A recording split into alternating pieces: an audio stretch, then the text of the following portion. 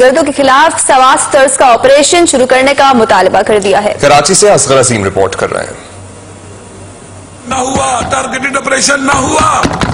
General Kayani صاحب 2 حال سے خالی نہیں ہے، آپ کا فوج کو بلا کر کراچی اور پورے پاکستان کے اندر دہشت گردوں کے خلاف ٹارگیٹڈ آپریشن کرنا۔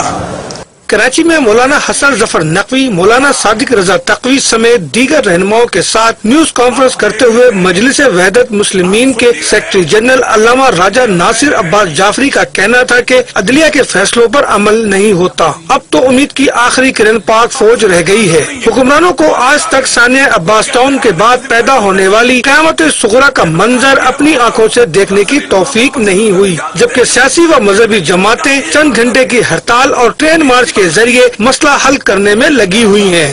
کل ٹھیک کہا تھا تاجر برادری نے کہ اس طرح کی ہڑتال نہ کرو، بلکہ کیا کرو، ایوانوں کا گھیراؤ کرو۔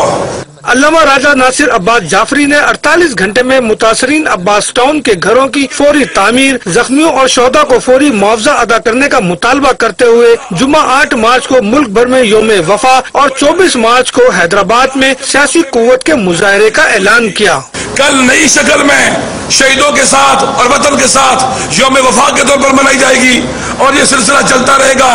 24 مارچ کو ہم حیدرآباد میں سندھ کی تاریخ کا ایک عظیم اجتماع منعقد کریں گے۔